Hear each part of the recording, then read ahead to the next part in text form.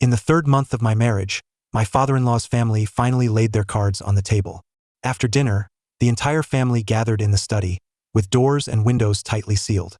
My father-in-law, Su Jianqing, a vigorous silk merchant nearing 50, hung a perplexing blueprint on the wall, marked diagram of a blast furnace for steel production. Clearing his throat, he announced, "Our family meeting is now in session." The first agenda item, the Industrial Revolution. My wife, Su Qingyu, the most talented woman in Jiangnan and a prodigy in the business world, immediately chimed in. The second item, a national silk trade network based on futures models. The third item, my mother-in-law, Lu Mei, rapped the table, declaring, "And my high-yield hybrid rice must be promoted without delay." In the corner, my brother-in-law Su Rui, who had been polishing his prized saber, muttered without looking up, "Sister, father, mother, all these endeavors require protection. I have trained the household guards in special operations mode for 3 months. They are ready for real combat." They fervently debated these unfamiliar terms with fervor, as if poised to shake the very foundations of the great Yan dynasty. Meanwhile, I, Shenjia, the nominal son-in-law of the Su family, remained a powerless scholar, devoid of any means of defense. Silently, I knelt beside them, pouring tea, my palms slick with cold sweat, too intimidated to utter a word. Every word they uttered resonated with clarity in my ears.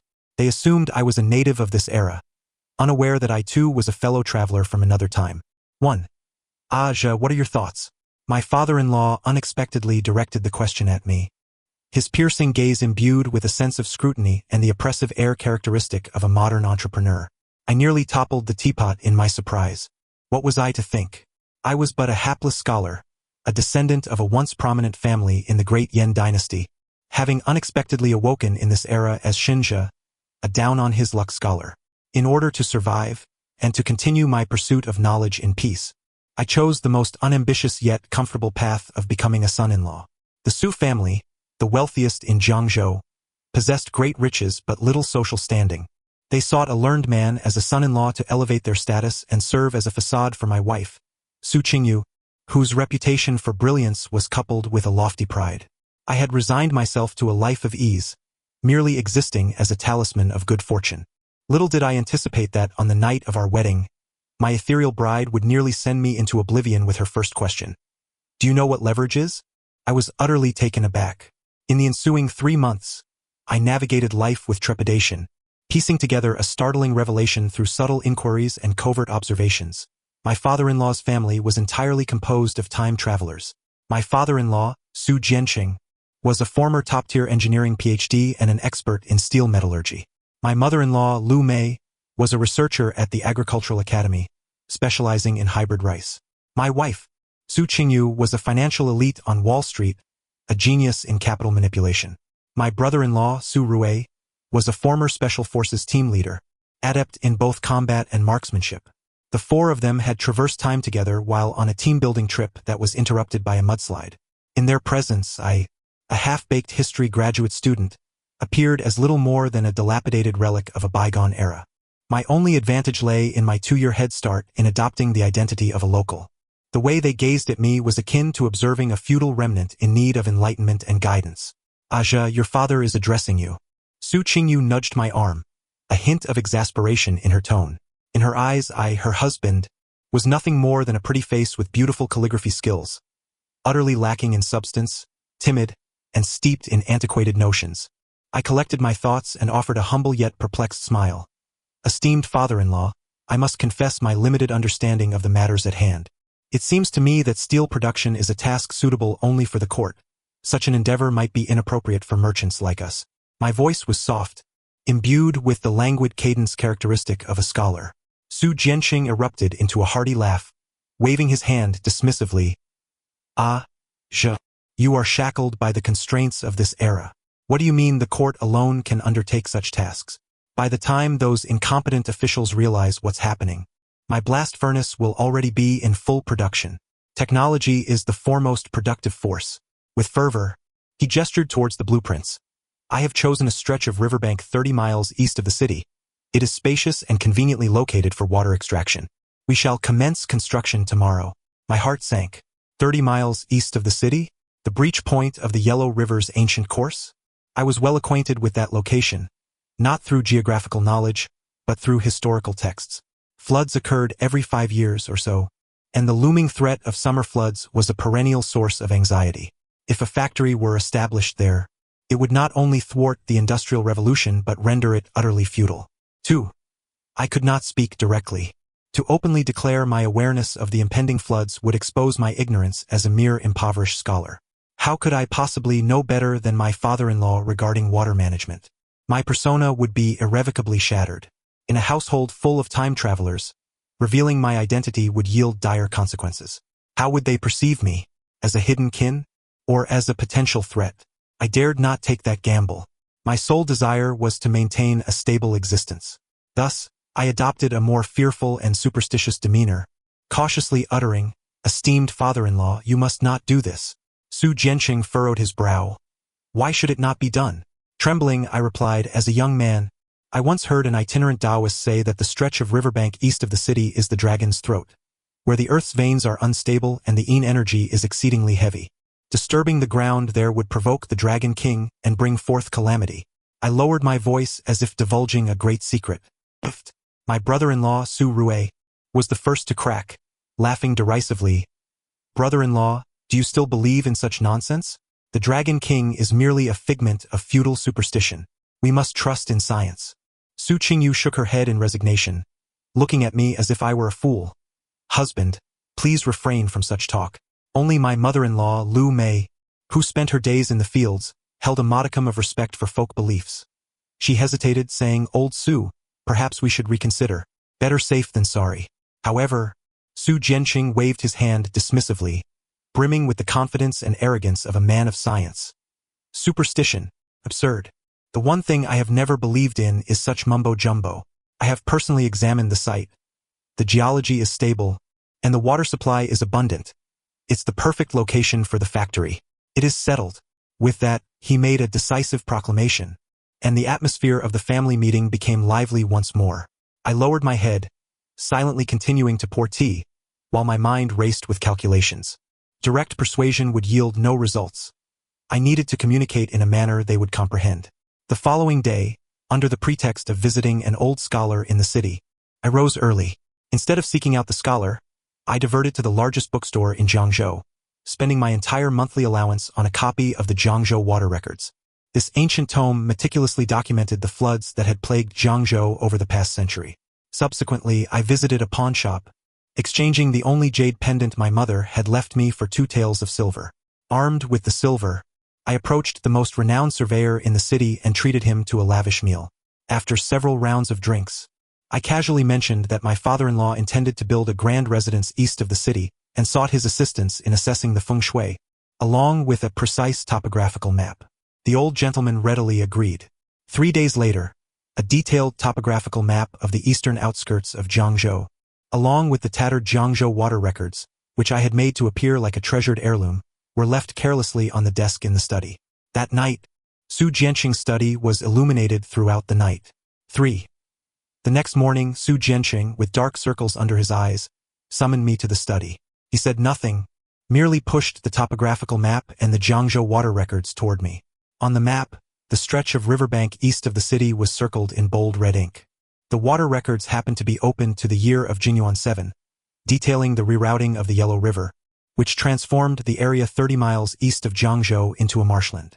The pages were densely filled with records noting that in the years of Jinyuan 12, 17, and 22, nearly every 5 years, the region within that red circle would be significantly affected by floods. "Did you do this?"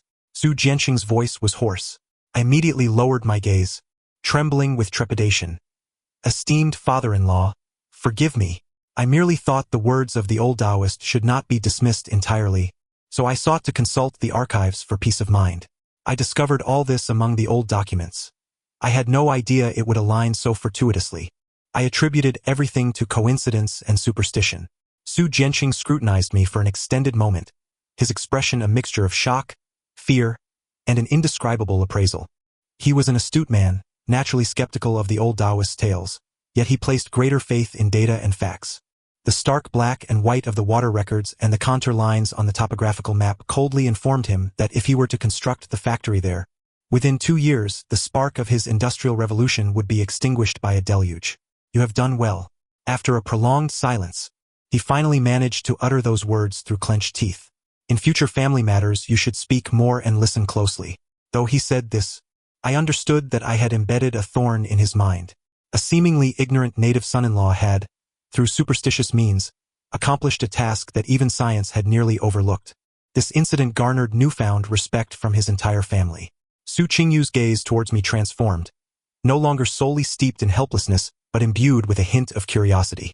My brother-in-law, Su Rui, still claimed that my fortune was merely a stroke of luck, yet he ceased to mock my belief in the supernatural in my presence. On the other hand, grew increasingly cautious, for I understood that this was merely the beginning. A modern engineering PhD, an agricultural expert, a financial prodigy, and a special forces soldier, these four individuals were united with ambitions that extended far beyond the simplistic establishment of a steel mill. They resembled four exuberant children armed with explosives, bursting into a porcelain shop, brimming with enthusiasm and boundless energy, yet utterly oblivious to the rules of this world. I was the sole individual aware of which porcelain pieces were priceless antiques from bygone eras, untouchable and invaluable. Following the tumult surrounding the steel mill, my wife, Su Qingyu, set her sights on a financial revolution. Her ambitions were vast and grand. She envisioned establishing a trade network spanning the entirety of Jiangnan, grounded in the Su family's silk and tea enterprises. Yet this was not the crux of her plan. The essence lay in her intent to introduce the concept of futures. In simple terms, she aimed to allow tea and silk merchants to pre-purchase future outputs, signing contracts that could be traded and circulated. This approach, commonplace in modern times, would be nothing short of revolutionary in the Deyan dynasty. She penned an extensive proposal spanning dozens of pages, filled with familiar models and jargon, hedging risks, leveraged trading, standardized contracts that made my eyelids flutter. During a family meeting, she animatedly elucidated her plan, eliciting nods of approval from Su Jiansheng and Lu Mei, their eyes alight with pride for their daughter. Qingyu, this idea is brilliant. It revitalizes the future revenue, allowing us to utilize it now. It's nothing short of a stroke of genius, Su Jiansheng exclaimed, enthusiastically slapping his thigh. Su Rui chimed in, sister, if this works out, how much will our family profit? I could hire more people and expand our guardhouse into a regiment. My scalp tingled at the thought. How much profit? The more one earns, the swifter one meets their demise. Her seemingly flawless plan harbored a fatal flaw. She completely overlooked that in this era, the economy has always been a mere appendage to politics. Whose cake was she encroaching upon? It was that of the aristocratic families that had governed Jiangnan for centuries, the collusion of bureaucratic merchants, and the intricate web of vested interests. As a nascent merchant family, did she truly believe she could circumvent them, establish her own rules, and engage in finance? It would be a miracle if they did not consume her whole. Within her proposal, I recognized several familiar names, the Gu, Lu, and Wang families. These families were the vanguards of Jiangnan's aristocracy, with connections to officials of the highest order, including those married to the current chancellor. Su Qingyu's ambition to oust these influential figures was nothing short of a delusion. My dear, does your proposal not leave room for the Yang? I ventured cautiously. The Yang served as the officially designated middlemen of the time, monopolizing most bulk trade, backed by the government and aristocracy. Su Qingyu furovet herbrams, dismissivali repling, Yahang? Those parasitic middlemen merely exploit and diminish efficiency. My new model seeks to eliminate these unnecessary intermediaries, facilitating direct connections between producers and buyers. However, I carefully weighed my words. However, behind the Yang lies the government. The silk and tea trade in Jiangnan has always been dictated by the Yang of the Gu, Lu, and Wang families. If we bypass them, it's likely what? Su Rui slammed his fist on the table, brimming with bravado. Anyone who dares obstruct my sister's fortune will find themselves in dire straits. I thought to myself, it's once again a case of the scholar encountering the soldier. Observing Su Qingyu, whose expression conveyed her belief that we natives simply did not grasp the principles of a free market economy, alongside my impetuous brother-in-law, I recognized that rational discourse was futile. I would need to resort to the methods of the locals once more. This time, I did not purchase books nor seek out illustrations. I donned a humble short shirt, pocketing a few pieces of silver, and ventured into the most chaotic establishment in Jiangzhou City, a Wazi.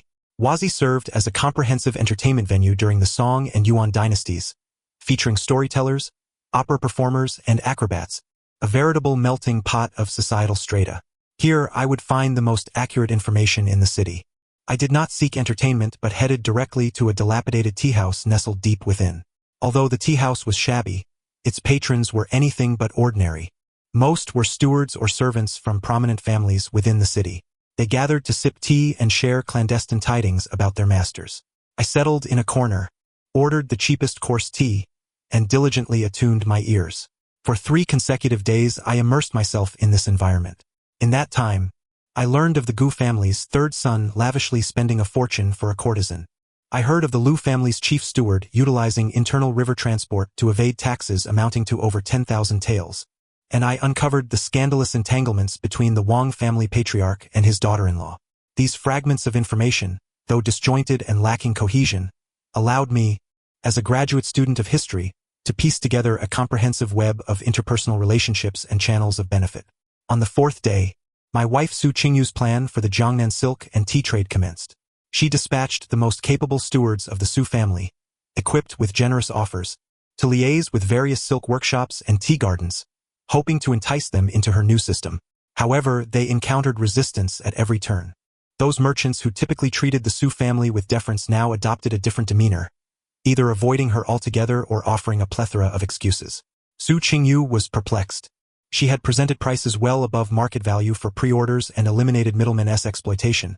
This should have been a boon for the small merchants. Why then, were they unwilling to accept her proposal? She sat in her study, staring at her flawless business model, utterly bewildered. Are they afraid of something? She murmured. Seizing the moment, I entered with a bowl of chilled lotus seed soup, casually remarking, "Madam, I heard an intriguing tidbit on the street today." "What tidbit?" She replied, her mind preoccupied.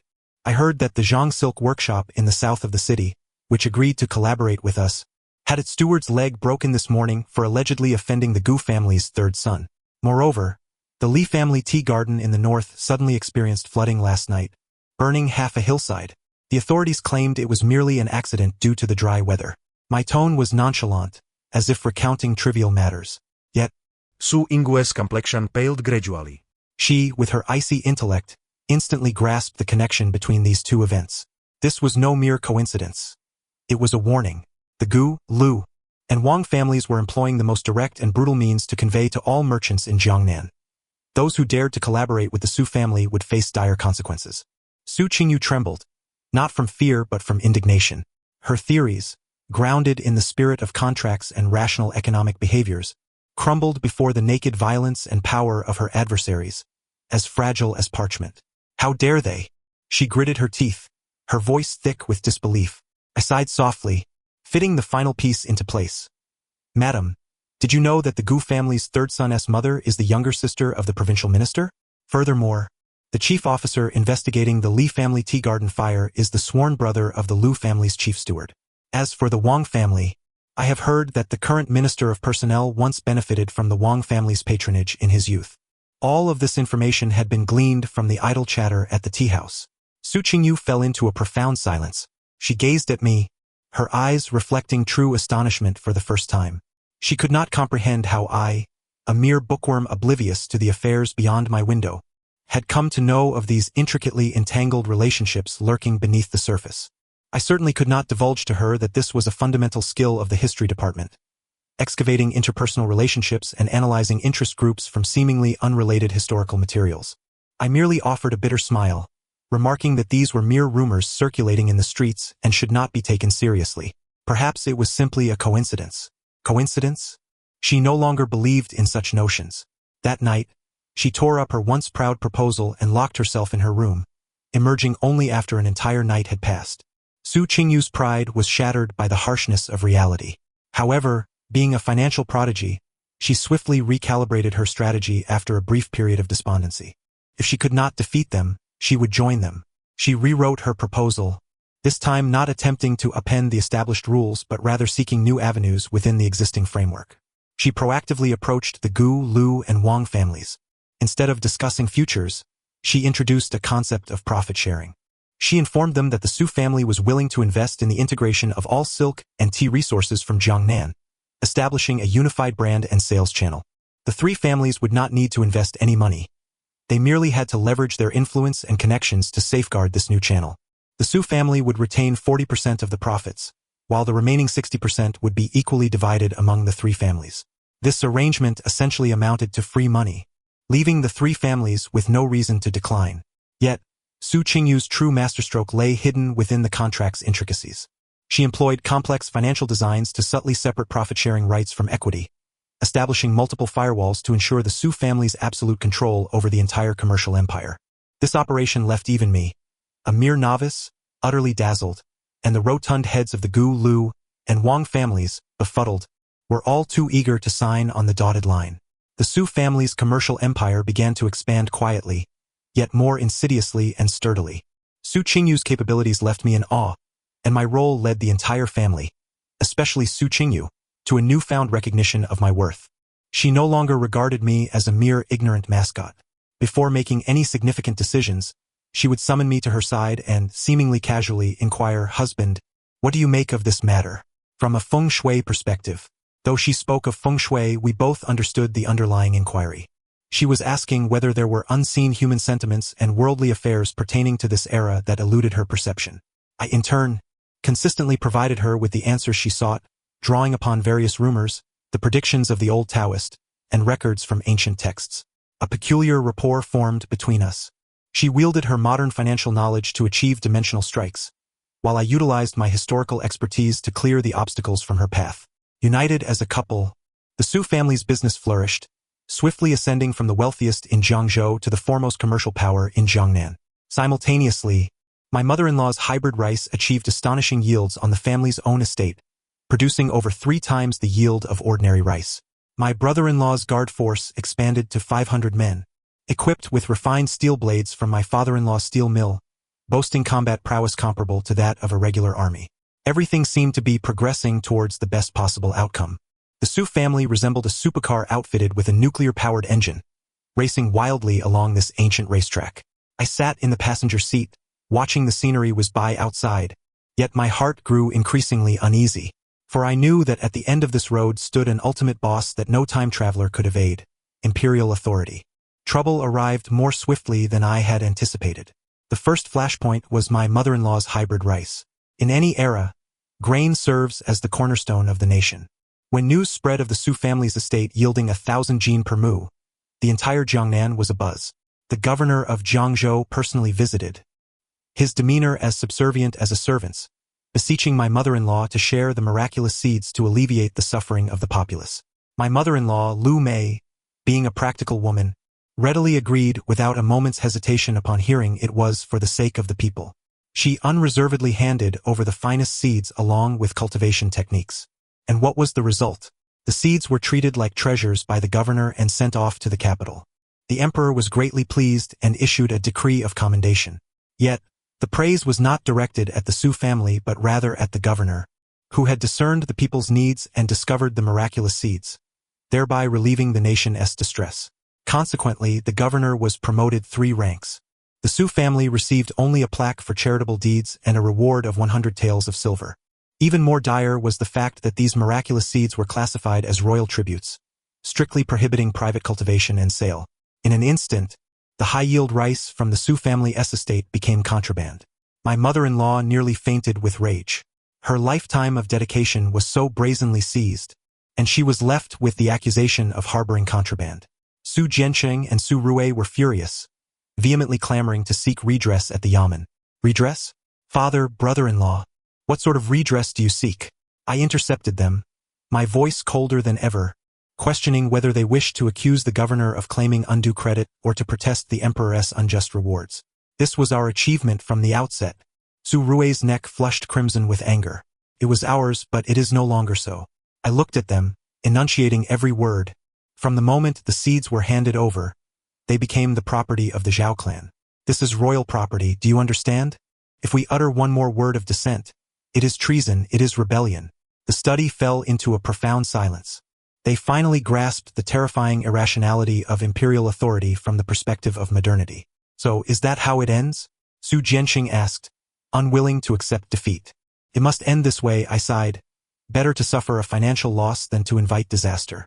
At least our Su family's reputation for benevolence has spread, and the emperor has taken note of us. In a certain sense, it is not too great a loss. I could only offer them this consolation. Yet within me, alarm bells rang incessantly. This was a signal. The emperor had already taken notice of the Su family. Like a slumbering tiger awakened by the scent of blood, he had opened his eyes. Just as one wave subsided, another arose. As I quelled the turmoil surrounding the grain, my brother-in-law Su Rue encountered a crisis of his own. The 500 guards he trained were exceedingly formidable. Recently, a shipment of silk destined for the north encountered bandits on the road. Over 500 ruthless bandits besieged a 30-man escort from the Su family. In less than an hour, the bandits were entirely annihilated, while the Su family's guards emerged unscathed. The news sent shockwaves across the realm. Everyone was astounded by the combat prowess of the Su family's guards. Soon, representatives from the Jiangnan military governor's office arrived. They were not there to commend but to investigate. The accusation was that the Su family had hoarded prohibited military equipment such as armor and crossbows, raising suspicions of treason. It was a filthy allegation, but one that left no room for defense. The Su family's guards indeed lacked armor and crossbows. They wielded only the refined steel blades and specially crafted short spears produced by my father-in-law's steel mill, which were significantly more lethal than the standard weapons of the official army. Moreover, Su Rue employed modern special forces training methods and tactics, emphasizing teamwork and formation, making each individual worth 10. To the government, this was far more alarming than mere possession of armor. It implied that the Su family possessed both the capability and intent to forge a private elite force. This crossed the second bottom line of imperial authority. The Jiangnan military governor personally led troops to besiege the Su family estate. The oppressive army, with glinting swords and spears, instilled terror in the entire Su family. Su Jianqing and Lu Mei had never witnessed such a display, their faces paling in fear. Su Rui, furiously enraged, grabbed a blade and prepared to charge out for a confrontation. "Everyone, stand down," I bellowed this time. The entire room was startled by my sudden outburst, including Su Qingyu. They had never seen me lose my composure to such an extent. I fixed my gaze intently on Su Rue, my eyes suffused with bloodshot veins. "What do you intend to do? Charge out with your men? And then what? Solidify the charges of treason against us, leading to the annihilation of the Su family?" Su Rue was momentarily taken aback by my outburst, his knife dropping limply from his grasp. "Then what should we do? Brother-in-law, they are framing us." "It is indeed a frame and also a test." I inhaled deeply, forcing myself to regain composure. It was the emperor probing us, seeking to discern whether the suddenly emerged Su family, this plump lamb, harbored any fangs. At this juncture, we must not only refrain from revealing our teeth but also shear the wool, offering it willingly to his mouth. I turned to Su Jianqing. "Father-in-law, the steel mill must remain closed. Offer all the blueprints, craftsmen, and the mill itself to the Grand General, stating that this is our tribute to the court." I then looked at Su Rue. "Brother-in-law, the guards must be disbanded." "No, we cannot call it disbanding. It must be termed as transferring. Select the 300 most elite, and present them to the Grand General to bolster his forces. The remaining men should be given severance pay and sent home to till the fields." Finally, I gazed at Su Qingyu. "Madam, prepare a substantial sum of silver. We need money to buy back our lives." My words cast a pall of despair over the entire Su family. To sever our own limbs and deplete our wealth. What a profound humiliation. Su Jianqing trembled, pointing at me, speechless. Su Qingyu's eyes glistened with tears as she looked at me, her voice hoarse. "Is there truly no other way, my husband?" I closed my eyes and nodded. As long as the Green Mountains remain, one need not fear a lack of firewood. For now, living was paramount above all else. I understood more than anyone the nature of the suspicious, cruel, and avaricious ruler of the great Yan dynasty. Under his reign, any overly resplendent existence is deemed an original sin.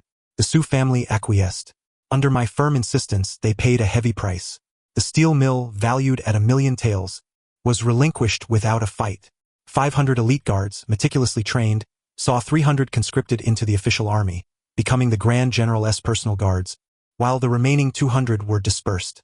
Su Qingyu exhausted nearly all liquid assets, making arrangements from the southern general to the various dignitaries in the capital, the silver flowing like water.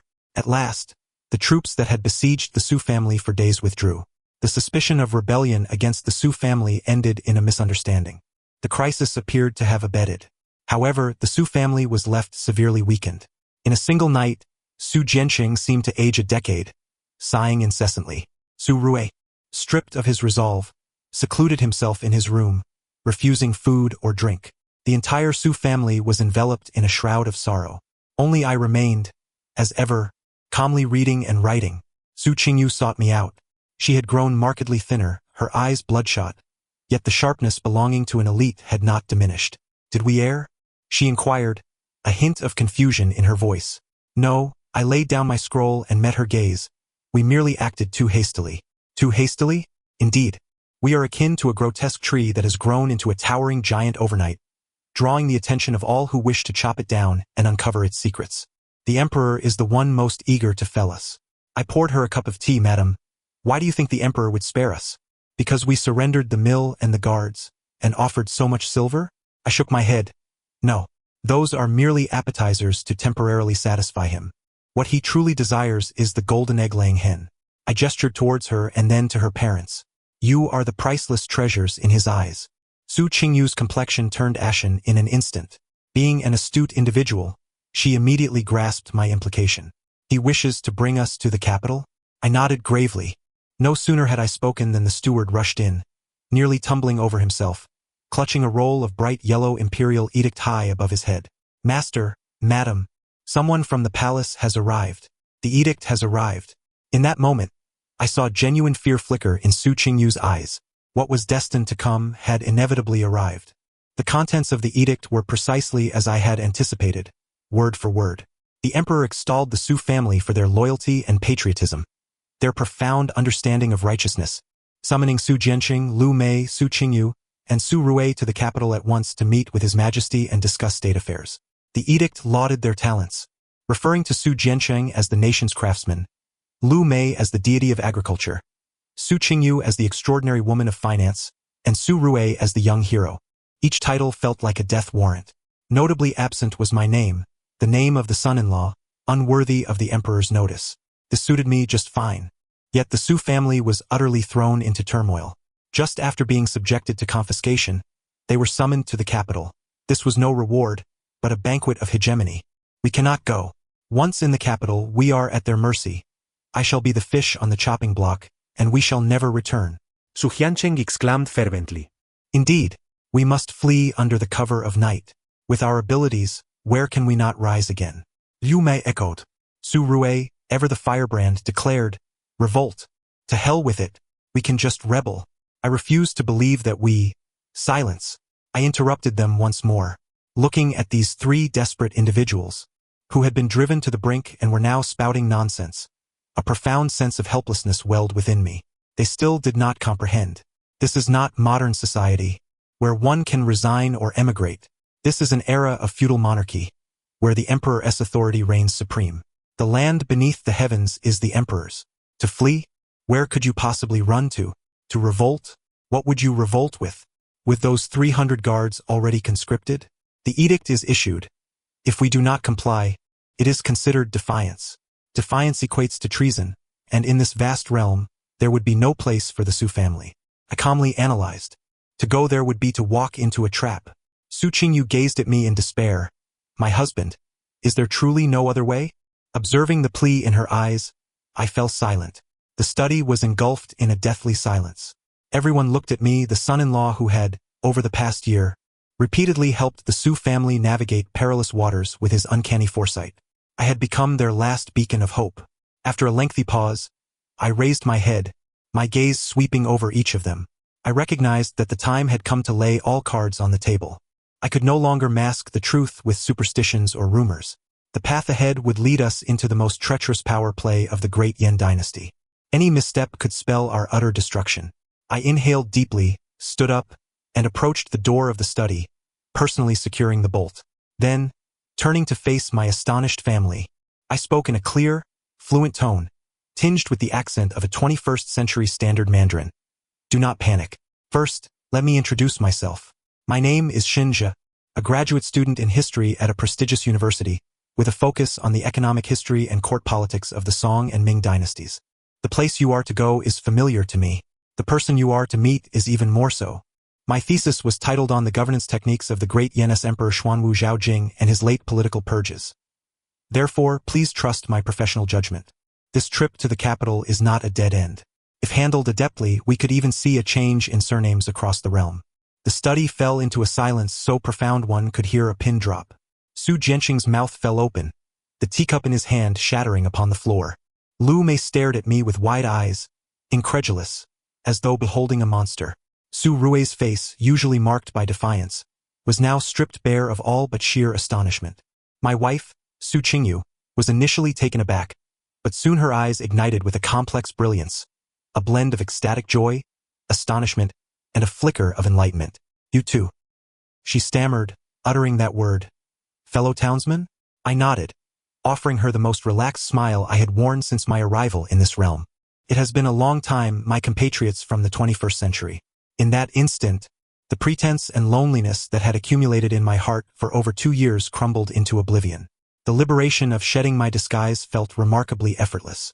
For the next hour, the entire worldview of the Su family was utterly upended. I refrained from explaining how I had come to be here, simply stating that I had arrived 2 years prior to them. Instead, I focused on the adversary we were about to confront, Emperor Xuanwu Zhaojing. Ascending to the throne at the age of 30, he had reigned for 2 decades and was an exceedingly complex sovereign. I commenced my delayed thesis defense. He was intelligent, decisive, and possessed a far-reaching vision. In his early years, he had diligently governed, earning the title of a wise ruler. However, at his core, he was plagued by an overwhelming sense of insecurity, rife with suspicion, and resorted to ruthless tactics, subscribing to an absolute notion of imperial power. His life creed could be encapsulated in 8 words, utilized by me, discarded when exhausted. I gazed at Su Jianqing. Father-in-law, your steel-making expertise will be treasured by him, only for him to swiftly extract all your knowledge, subsequently framing you with the crime of harboring dangerous tools, leading to your disappearance along with your craft. Then I turned to Lu Mei. Mother-in-law, your divine seeds will be employed to pacify the populace, showcasing benevolence. Yet, the very person capable of creating divine seeds becomes an unstable factor. He will enshrine you, confining you in the depths of the palace until you can no longer cultivate new varieties. Next, I addressed Su Rui, brother-in-law. Your military training methods will be used to forge an elite imperial guard, but the command of this army will never rest in your hands. And you, who knows the core secrets of military training, are destined for the best outcome, dying on the battlefield for the nation. Finally, I turned to Su Qingyu, my beloved wife. As for you, Qingyu, your financial acumen is what he needs most yet fears most.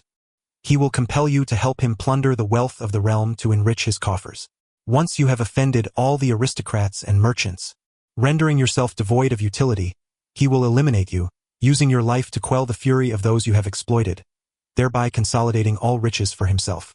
Each of my words struck them like a heavy hammer, reverberating in their hearts. The modern knowledge and skills they prided themselves on were but death warrants in the face of absolute imperial power. What then shall we do? Is there any path to survival? Lu Mei's voice quivered with despair. Yes. I approached the desk, unfurling a map of the Great Yan dynasty, marking a circle around the capital with my pen. The sole way to survive is neither to flee nor to surrender, but to replace him. To replace the one seated upon the dragon throne. Replace the emperor? Su Jianqing gasped, the idea more audacious than any industrial revolution. Have you lost your mind? Shinja, this is treason, a crime that warrants the extermination of 9 clans. What difference is there between us going to the capital and plotting rebellion? I retorted coldly, it is merely a matter of dying sooner or later. I am not accustomed to waiting idly for death. I looked at them, my gaze more resolute than ever. You possess skills, wealth, and methods. I have the blueprint. I hold the script for the next 20 years of this dynasty. I know which prince will be deposed for a mere utterance, which general will be executed for a single defeat, which natural disaster will shake the very foundations of the nation, and which coup will result in rivers of blood. Emperor Xuanwu is not divine. He will make mistakes, and we must seize upon each of his blunders to unseat him from that chair. My words rendered the air in the study palpable. Su Qingyu was the first to respond, her eyes shimmering with excitement. You mean we are to support a new sovereign? Precisely, I affirmed, a compliant one who will allow us to survive and thrive. Who? Surui eagerly inquired. I emphatically pointed to a small dot beside the capital on the map. Prince Yen. Shasha. Prince Yen. Su Jianqing furrowed his brow. I have heard of him. He is the seventh son of Emperor Xuanwu, born to a mere palace maid. Disgraced during a court banquet in his youth, he was cast aside by the emperor at the age of 15 and has languished in exile for a decade, nearly forgotten by all. Why support him? What capital does he possess? His greatest asset is precisely that, his obscurity. I smiled. It is because he is inconspicuous that Emperor Xuanwu remains unguarded against him. His decade of suppression has filled him with a yearning for the dragon throne and resentment towards Emperor Xuanwu. More importantly, I emphasized, based on my research, in 2 years, northern barbarian tribes will mount a large-scale invasion, leading Emperor Xuanwu to personally lead his troops but ultimately suffer a catastrophic defeat, becoming besieged at Tumu Fortress. Amidst the ensuing chaos, the Crown Prince and Prince Wei will be embroiled in a bitter struggle for regency, plunging the capital into turmoil. At that juncture, the only individual to rally the forces from his fief and defy all odds to repel the barbarians, restoring stability, will be Prince Yen Zhaoshua. Following this victory, his stature will soar, granting him the strength to stand shoulder to shoulder with the Crown Prince and Prince Wei. Our mission is to locate him 2 years in advance and invest in him. We shall stake our wealth, our technology, and everything we possess on him. We will transform the victory, which is to come in 2 years, into something far more glorious and astounding. We aim to forge him into the god of war of the great Yen dynasty, the one true savior. My voice resonated throughout the study, each word imbued with power. The Su family listened, dumbfounded, as though they were hearing a seer unveil the secrets of the future. Yet this soothsayer was their fellow townsman, a graduate student of history from an era of information explosion. They understood that what I spoke could very well be the truth. All right. Su Qingyu was the first to endorse the plan, her gaze fixed on me, brimming with trust and affection. My husband, I believe in you. Whatever you say, we shall do. With her support, Su Jianqing and Lu Mei also resolved to act. Su Rui was positively charged with excitement. Brother-in-law, let us do this. Who do we need to eliminate? Just say the word. I looked at my family, reignited with determination, and nodded in approval. Excellent. An alliance of Avengers composed of an engineering PhD, an agricultural expert, a financial genius, and a special forces soldier has officially been formed under my expert guidance. Our first objective, to enter the capital. The second objective, to survive. The third, and ultimate goal, to slay the dragon. On our way to the capital, we spared no time. Ostensibly, we were grateful, loyal subjects eager to present ourselves. In secret, however, we had already commenced executing the first step of my dragon-slaying plan. Su Qingyu mobilized her entire commercial network, discreetly transferring a substantial sum of money to Prince Yen Zhaoshua's fief in Beiping through various clandestine channels. This money was funneled under the guise of a newly established trading company in Beiping, aimed at acquiring land, shops, and most crucially, iron mines and horse farms. Meanwhile, Su Jianqing meticulously transcribed all his steel-making techniques and weapon blueprints into numerous copies. The most basic version was prepared for presentation to the emperor, while the most advanced version was secretly dispatched to Beiping through the trading company. Lu Mei mixed the highest-yielding, cold-resistant crop seeds she had cultivated among ordinary goods of the merchant convoy, sending them in batches northward. As for Su Rui, his responsibilities were the most demanding. He took with him several sketches I had drawn of stirrups, horseshoes, and an improved compound bow, accompanied by a few of the most loyal veterans from the Su family. They departed from the main unit, disguising themselves as merchants, and secretly journeyed northward. His destination was to meet with King Yen Zhaoshua. He aspired to become the foremost extraordinary individual in King Yan's court, utilizing these groundbreaking inventions to gain entry into the royal residence and earn the king's trust. Our family was divided into 2 paths. My parents and my spouse headed towards the perilous capital, while my younger brother-in-law carried the hopes of our entire family in search of the lurking dragon. The game of chess had already commenced. A month later, we arrived in the capital. The opulence of the city far surpassed that of Zhengzhou. Yet beneath this veneer of splendor, I could sense a stifling and decaying odor. Emperor Xuanwu received us in the resplendent Hall of Supreme Harmony, where I first encountered this long-studied acquaintance of mine after 4 years. He possessed a presence more imposing than the historical texts described. Seated upon the lofty dragon throne, his gaze was as piercing as an eagle's, seemingly capable of penetrating the depths of one's soul. Su Jianqing, Lu Mei, and Su Qingyu stood before him, rendered speechless by their anxiety. They presented their prepared gifts, steel-making technology, high-yield seeds, and a lengthy manifesto pledging their service to the nation. Emperor Xuanwu expressed his satisfaction. On the spot, he appointed Su Jianqing as the Deputy Minister of Works, overseeing the military arsenal. He bestowed the title of Junior Minister of Agriculture upon Lu Mei, assigning her to manage the royal farms. When it came to Su Qingyu, he pondered for a considerable time. I have heard that Su Qingyu possesses the talent to manage the affairs of heaven and earth, capable of turning stone into gold. My Ministry of Revenue is in dire need of someone proficient in finance. He gazed at Su Qingyu and slowly spoke. I wish to establish the inner treasury, dedicated to managing the royal coffers, and you shall be in charge. Are you willing? The inner treasury. A chill ran down my spine. Wasn't this the emperor's private vault? Historically, Emperor Xuanwu had exploited this institution to circumvent the national treasury and the Ministry of Revenue, amassing wealth to the point of inciting public outrage. The first female officer to preside over the inner treasury was recorded in history as bearing the surname Su. Exceptionally intelligent yet met a tragic end, ultimately being executed by the emperor to quell public dissent. History was treading the same path once more. Su Qingyu glanced at me, and I subtly nodded in affirmation. She took a deep breath, knelt, and accepted the edict. Your servant shall obey. Emperor Xuanwu beamed with delight, rewarding the Su family with a residence in the capital and a plethora of gold, silver, and jewels. It seemed as though the Su family had ascended to greatness overnight, becoming the most sought-after nouveau riches in the city. Yet only we were aware that we had stepped into the lion's den. From the moment we set foot in the capital, we lived each day on the edge of a knife. Life in the capital proved far more perilous than in Jiangzhou. My father-in-law entered the Ministry of Works, only to be swiftly sidelined. The artisans he had brought were relegated to the most remote corners, while he himself was ensnared daily by bureaucratic red tape and social obligations, unable to engage with the core of production.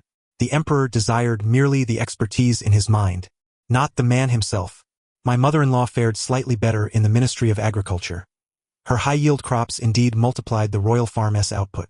However, this also earned her the ire of all the aristocrats and eunuchs who profited from the sale of royal tributes. They regarded her as a thorn in their side, continually plotting against her. The most precarious position belonged to Su Qingyu. The inner treasury she commanded was a double-edged sword. The emperor's first task for her was to audit the national salt and iron taxes. This was the juiciest target, yet also the most perilous. The salt and iron trade had long been monopolized by various powerful clans and regional princes, with intricate webs of interests entangled within. Employing her financial acumen, Su Qingyu acted decisively, uncovering a shortfall of over 10 million taels within 3 months and recovering several million taels in tax revenue, significantly bolstering the emperor's treasury. The emperor praised her profusely, showering her with rewards. However, simultaneously, she had made enemies of the entire elite class. Daily, petitions calling for her impeachment piled up in court, denouncing her for usurping public wealth and employing ruthless methods, branding her a cunning merchant woman who disrupted the state's governance. Were it not for the emperor's protection, she would likely have been drowned in the spittle of those censors. As for me, I continued to play the role of the useless son-in-law. Lacking an official position, my daily task involved accompanying Su Qingyu to and from court. In the eyes of others, I was merely a pampered husband living off my wife. Yet only Su Qingyu understood that I was the true strategist behind the scenes. Each evening, the study of the Su family became the venue for a clandestine review of the day's events. My father-in-law would relay to me which noble in the Ministry of Works had hinted at bribery. My mother-in-law would inform me of which official in the Ministry of Agriculture had embezzled from her experimental fields. Su Qingyu would recount all the courtly conflicts, the factions among officials, and the emperor's stance in detail. I would then devise strategies for their responses the following day based on this intelligence, combined with the historical knowledge in my mind. Father, tomorrow the Minister of War's son is getting married. Prepare a substantial gift to present. The jurisdiction of the Ministry of Works lay in the hands of the Minister of War. Mother, tomorrow submit a memorial requesting the promotion of high-yield cultivation methods to the garrison's farmland. This way, the aristocrats would hesitate to infringe upon your fields, as it pertains to the military's rations. Qingyu, let us cease the investigation into the salt and iron taxes at this juncture. Selectively present the accounts uncovered to the emperor, emphasizing the evidence against the Prince of Huainan and the Chancellor's disciples. Do not provoke anyone else for now. Like a meticulous surgeon, I carefully navigated this murky water, seeking to carve out a space for the Su family's survival. Each step we took was as if walking on thin ice, for I understood that the emperor's patience was limited. He was utilizing us while simultaneously draining us.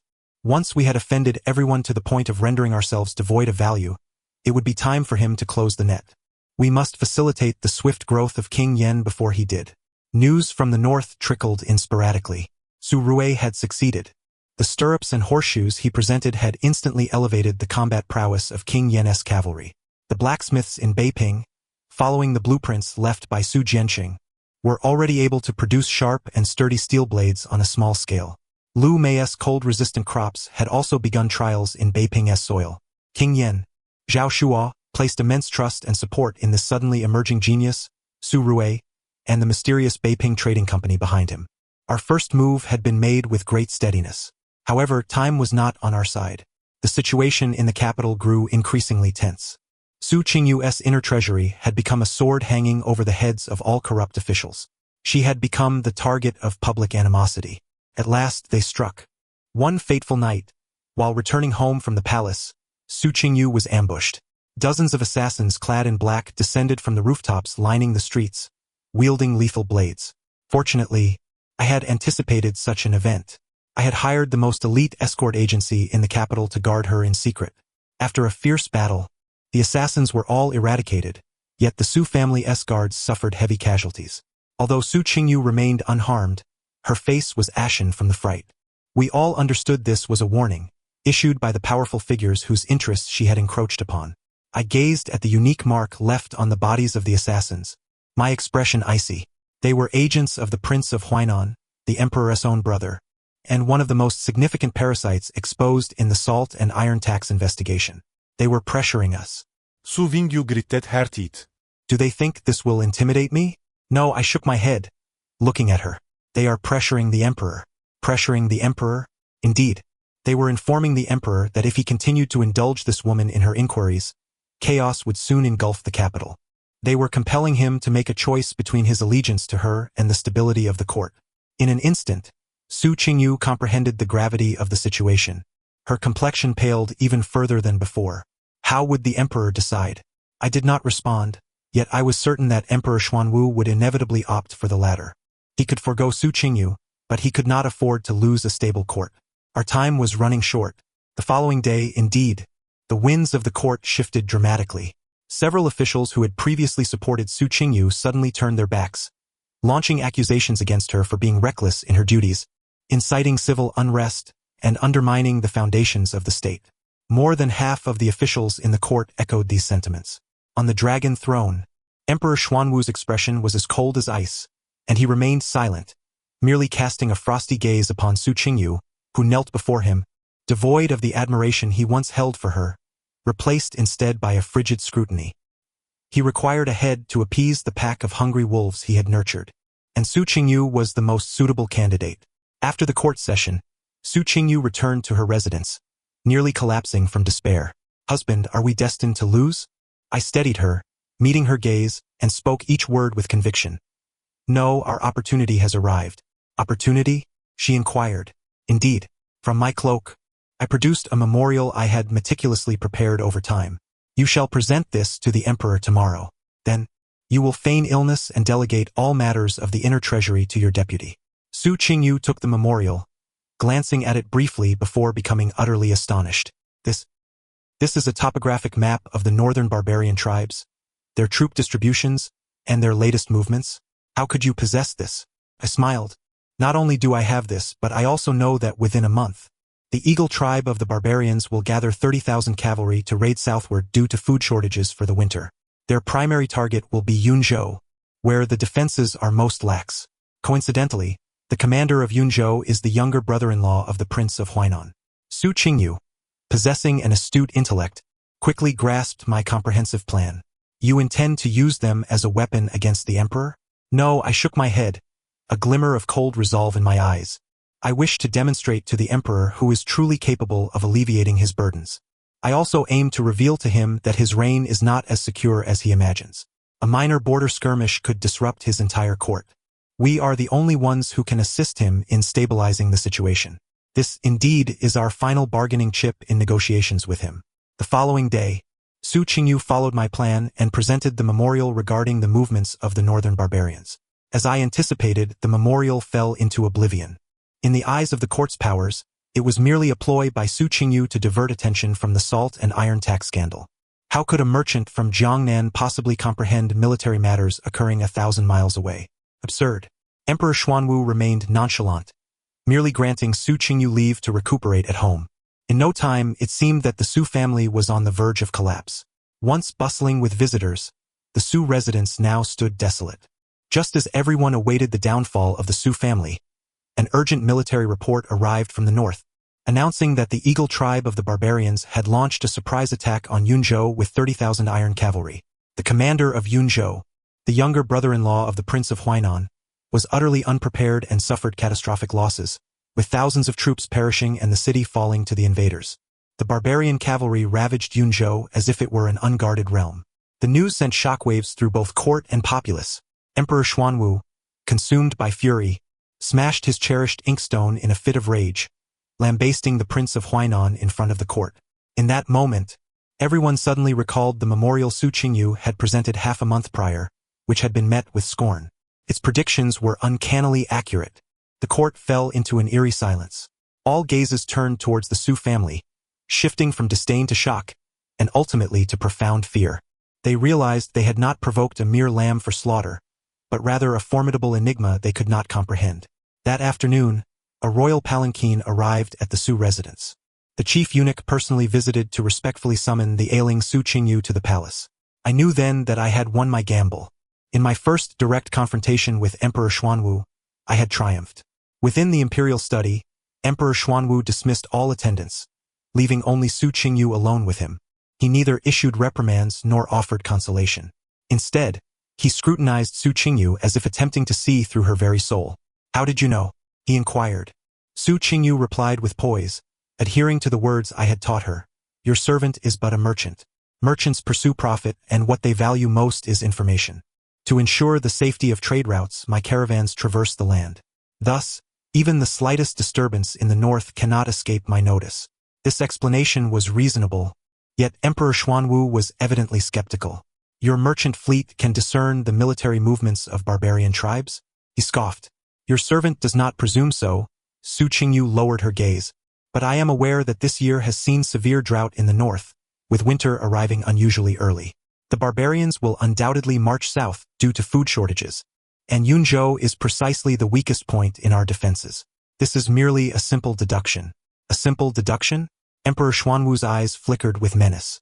"A simple deduction that can accurately predict the movements of 30,000 cavalry?" He realized that the capabilities of the Su family had far surpassed his control. This family resembled a black hole, mysterious, powerful, and utterly unpredictable. An unprecedented sense of trepidation arose within him, yet he now required the Su family's abilities. With Yunzhou lost, the borders in peril, and the treasury depleted, the court was in uproar, yet none could proffer a solution. He needed money, food, and a capable minister to stabilize the situation. Thus, he suppressed his murderous intent and donned a facade of cordiality. "My dear minister, you have suffered injustice. In these dire times, I need you. Will you relieve my burdens?" Su Qingyu understood that the emperor was offering her an opportunity for redemption, as well as subjecting her to a final test. She raised her head, her eyes devoid of fear, filled instead with confidence. "To relieve your majesty's burdens is my duty. However, I have a strategy, though I am uncertain if it is appropriate to share." "Speak." "To repel the barbarian forces, we require military funding and provisions. The treasury is empty, making it challenging to gather resources swiftly. I humbly request your majesty's permission to issue war bonds." "War bonds?" Emperor Xuanwu furrowed his brow. Indeed, the inner treasury would approach the court's officials, nobility, and wealthy merchants for loans, with the promise of returning double the principal plus interest within a year, guaranteed by the court's tax revenues. Is this not competing with the people for profits? "No, your majesty." Su Qingyu smiled, her expression reminiscent of a cunning fox. "This is merely a means for those with wealth to contribute financially and those with strength to lend their might, all for the sake of our nation. Anyone who refuses to buy is disloyal. Anyone who declines to lend is unpatriotic. This money is not seized. It is willingly offered to your majesty." Upon hearing this, Emperor Xuanwu was momentarily taken aback before erupting into thunderous laughter. Excellent. A splendid call to rally for our nation. He regarded Su Qingyu with admiration tinged with deeper apprehension. He recognized that this woman before him was a more formidable presence than those barbarian cavalry.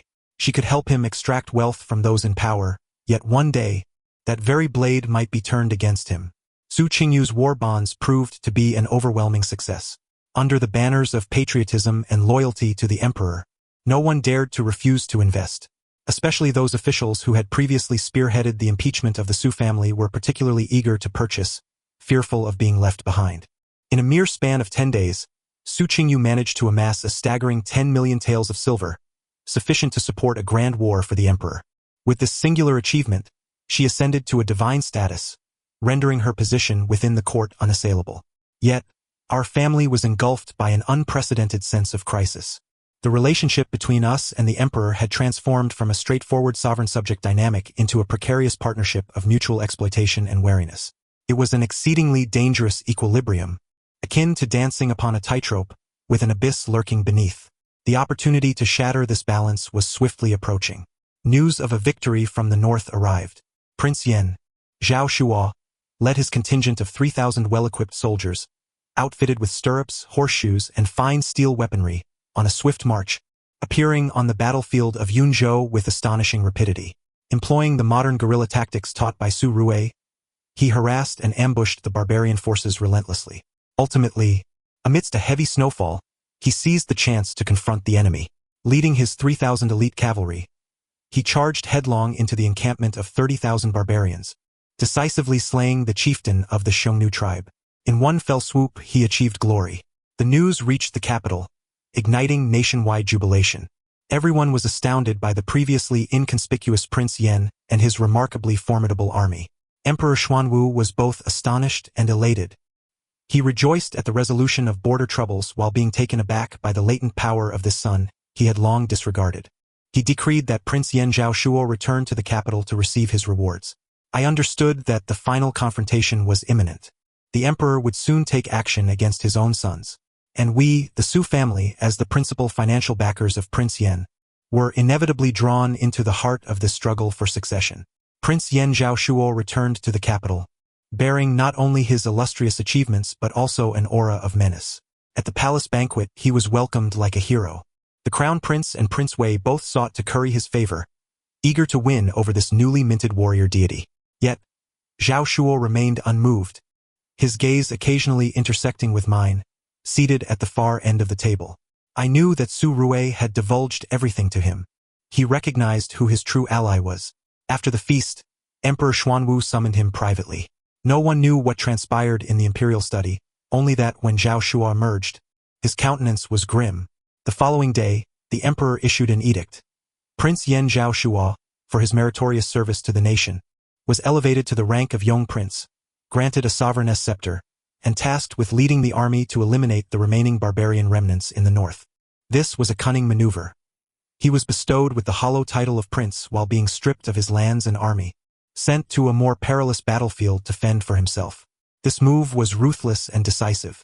Everyone comprehended that the emperor intended to discard the donkey once it had served its purpose, not only aiming to eliminate Prince Yan but also to eradicate us, the Su family. On the same day, a contingent of imperial guards surrounded the Su residence. This time, the situation was far more perilous than when General Jiangnan besieged our estate. The emperor had dispatched his most elite troops, led by his most trusted commander, Li Mu. We were trapped with no escape.